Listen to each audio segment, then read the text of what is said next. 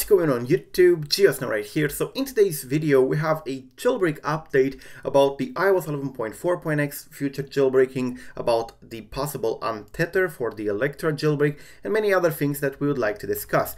So I'm going to start with these bits in here, part of the AMA that Coolstar made a few days ago on Reddit. Now AMA means Ask Me Anything, and people pretty much asked him questions and he replied, but some of the questions were actually very good, and I wouldn't like them to be buried without being shown to the general public, since they contain a lot of good information. And the first one is coming from this user in here, tfp0, and he asks, quote, "Do you think that there is a chance that the Electra team will incorporate the Untether stuff Tim talked about into Electra 11.3.1 once his write-up is complete?"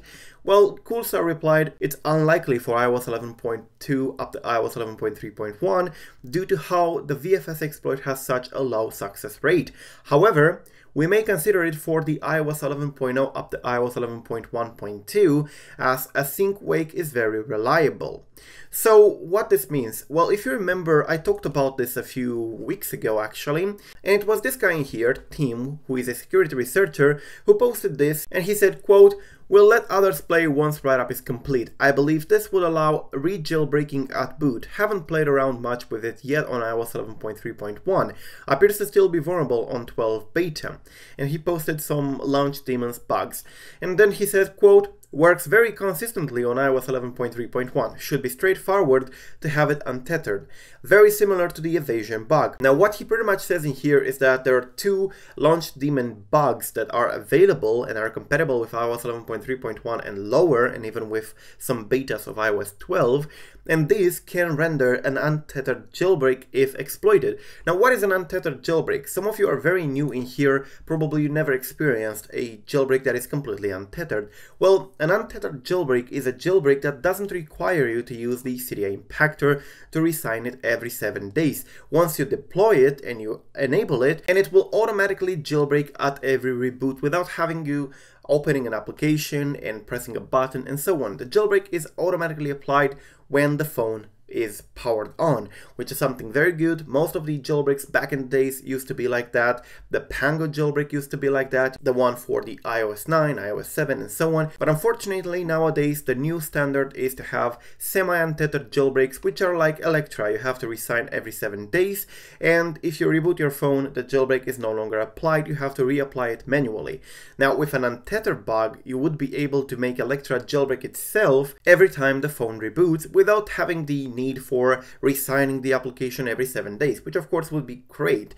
Now this bug in here can definitely be used, and according to Coolstar, it will be considered for the previous version of the Electra, which is running on iOS 11.0 up to iOS 11.1.2. So at least this range in here might get an untether in the future. The next thing I would like to discuss is also coming from the AMA that Coolstar did, and it's another question from Adam Camps, and he says, quote, "What is your current outlook for the future of the Electra jailbreak?" To which of course Coolstar replies, quote, "Should we get another tfp0 exploit, it will be trivial to update Electra for iOS 11.4.x, which of course includes iOS 11.4.1 and 11.4. However, iOS 12 may present new challenges. We'll have to see what additional changes Apple makes by September." Now what the hell is a tfp0 exploit? You hear that a lot, but exactly what it is? Well, if you want some reading on it, you can find it in here on the iPhone wiki about the tfp0 patch or task for PID 0 patch, but I'm going to try to explain it in a nutshell so that you can understand why is that such an important thing for a jailbreak. Well, normally on iOS, the XNU kernel has a function called task for PID, which allows you to pretty much get the task port of another process if you're a privileged process, for example if you're running as root. So what you can do with the task port? Well, once you have the task port of another process running on the system, you can control the VM read and VM write, which are for the virtual memory to read and write from the VM region, which is virtual memory region. What this means? Well, this means that I can arbitrarily modify a process to do whatever I want it to do. Now, there is a caveat to this. The task for PID function doesn't allow you to get the task port of the process ID 0 or PID 0, hence the name of the patch, task for PID 0. So why is that? Who is process ID 0? It's the kernel himself. So what you need to do is to patch the task for PID function in the XNU kernel to grant you the permission to get the task for PID for absolutely any process in the system, including process 0, which is the kernel. And of course, once you get that, you can modify the VM region of the kernel with VM read and VM write and apply canonical patches. That's pretty straightforward, but without this patch applied, you wouldn't be able to control anything related to the kernel, which is of course mandatory if you want a jailbreak.